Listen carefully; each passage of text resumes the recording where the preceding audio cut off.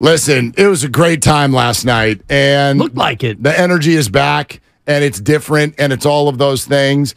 And there's no way to throw water on consecutive walk-off wins against the San Diego Padres. Nine straight wins is something that's very special for any team. No doubt, no doubt. Even Cincinnati, which has won 11 in a row. Boy, they're interesting. God, they got the same thing. They got a couple young guys come up, and they've got it rolling. And yeah, it's fun. It's fun when there's new blood, which is actually why I wonder if the Giants don't move the trade deadline up a little bit. Why do you got to wait till July 28th? This team clearly, and Rich Aurelio said it to the guys this morning, to Bonte and Joe, like, it's fine what they're doing right now, but this is going to come back to bite you at some point. You get the same opener going tonight that went on Monday night, twice in 3 nights, and you walk into a game and know that you're going to tax your bullpen. Part of it is because of injury, like Cobb. Part of it is because of guys you thought were going to do well who aren't doing well, like Stripling and Minaya.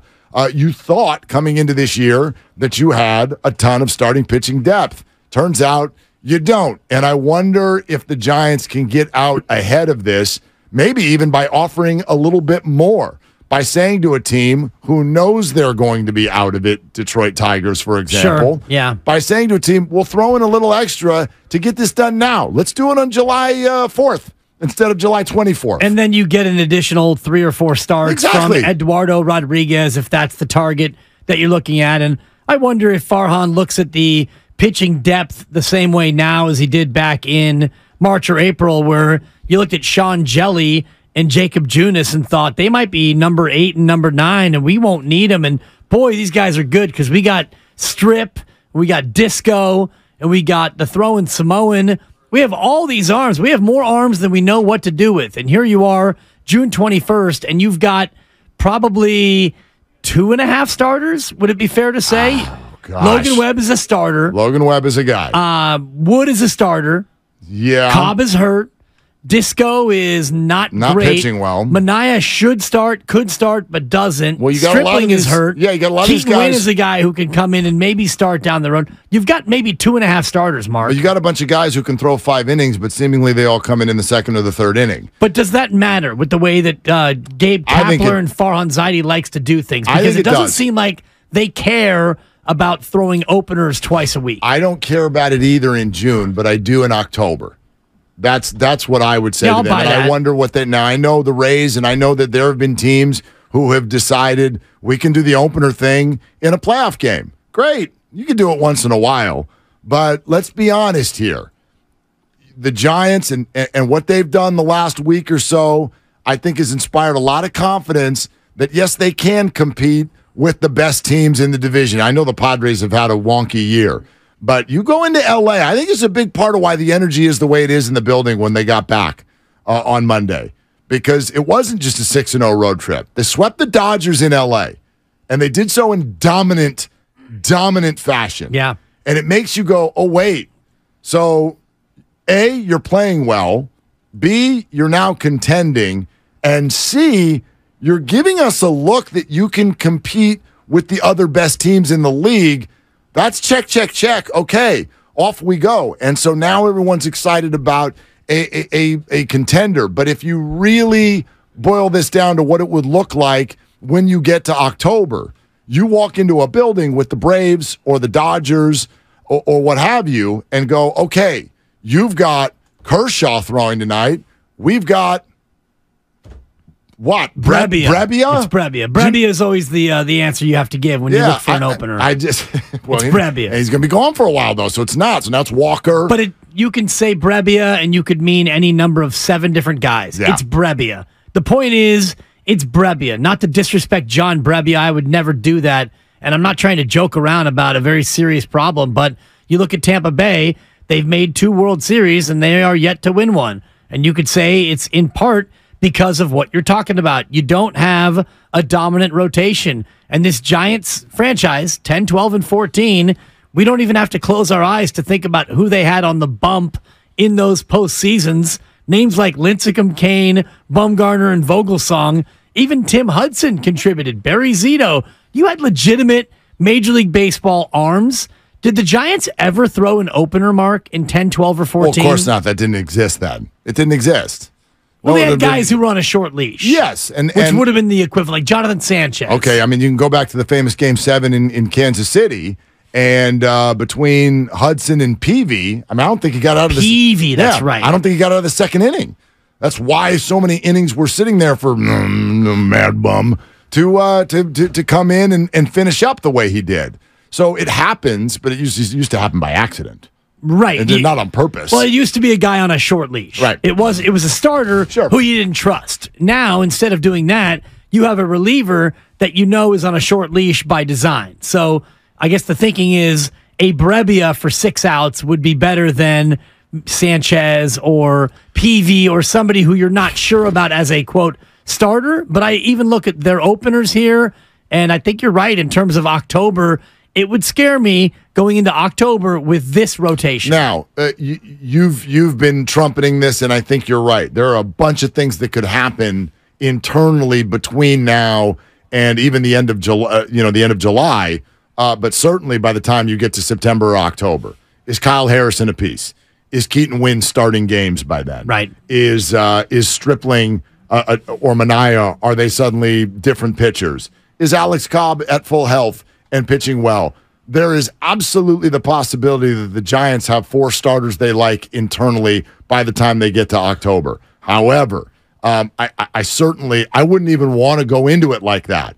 I would want to have people, extra people, if you will, who are going to say, hey, this guy's ready to go if we needed to start a swing game, a game 3 or game 4. Remember how quickly this happens. If the Giants don't win the division, or even if they do, like you're going into that first round, and it's, if you're not one of the top 2 seeds, bang, you get a 3-game series, and you've got to win it. You've got to win it right away. You've got to win 2 games out of those 3 to move on. So great, Logan Webb is your game 1 starter. You got to have 2 other guys who you really, really dig. And who is that right now? Give me the 2 names next to Logan Webb who you really dig. You say, that's who we want starting that game. Who is it? Well, it's Kyle Harrison, but he's yet to debut. Honestly, that to me is my answer, which scares me even more. Right. Like, I mean, I don't even know if he's a major league pitcher. I mean, I'm sure that he is. But certainly don't know if he's ready to start a playoff game in 3 months. It would be Webb, Wood, and DeSclafani would be your 3. No. Am I right? Like, if you're going to do your game, if it were today, I mean, Cobb is your 2, but he's hurt. Right. He's not going to be hurt that much Manaea longer. should be your 3 or your 4, but he hasn't been very good. Nope. And Stripling's been terrible, and he's hurt. Yep. And your other emergency guys haven't been good, and Keaton Wynn hasn't pitched enough, friend of the program, and Kyle Harrison we haven't seen. So I think that speaks to a bigger point. In doing some Eduardo Rodriguez research, he's got an injury I've never heard of. Sweet. And so I'm learning more about that as we go. Sounds like a Farhan type of a guy. He's got a ruptured A4 pulley. Okay. A ruptured A4 pulley in his finger. The pulley attaches the tendon to the bone, making it vital to grip the ball. A ruptured pulley, more common for rock climbers and bowlers than baseball players. Sweet. So, this is actually why I want to get him, because he's going to be cheap. Adam Wainwright missed 10 weeks with a ruptured pulley back in 2008. John Maine missed 6 weeks, similarly in 2006. I think 6 is the average. That, according to Jason Beck of MLB.com. I don't know how many people he's operated on, but there is an article about this. Right. It says 6 weeks is the average, and it happened just a couple of weeks ago. So there is absolutely the possibility that he comes back to throw a little bit before the deadline. But I think this is now here's the plus side. Take a look at, he's 30 years old. What did he do to start the year? Well, he was awesome. He was fantastic. ERA of 2.13.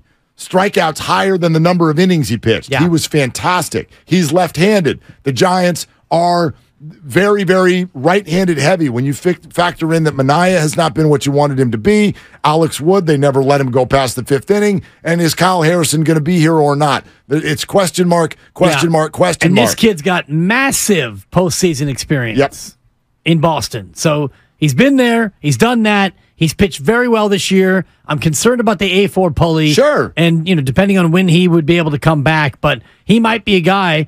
And I kind of like what you were saying to Steiny. You guys were going back and forth in a very sort of congenial sort of way.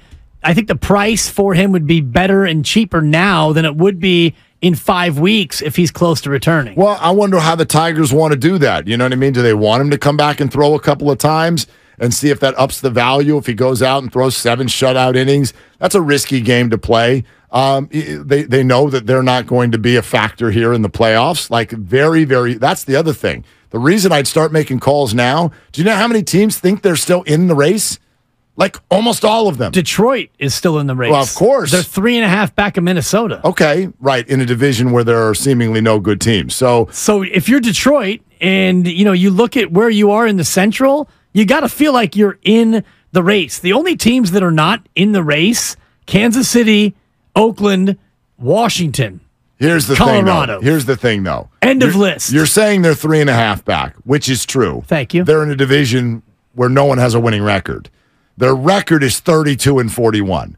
I don't think the Detroit Tigers see themselves as a World Series winning baseball team this year. So, is it a team that's going to be willing to get something for their asset who's probably going to leave at the end of the year? I would think the answer would be yes. It's certainly worth a phone call. I would start doing this now. Rich Aurelia made a very, very good point this morning, which is that, yes, it's working now, but is that going to work for 3 more months? I would argue probably not. The Giants have won. Did we do this? I thought we added it up yesterday. They've won 9 in a row. I'm pretty sure 5 of them are come from behind late inning victories. So they're humming, they're rolling, but let's not act like they're dominating. Like, they have a lot that's been going their way late in innings. The San Diego Padres the last 2 nights have come out with relievers who literally can't throw 1 strike. Great job by the Giants for taking the pitches. Casey Schmidt. Okay? But let's not act like they're overwhelming their opponents right now. I would get on this sooner than later. That's all that I'm saying.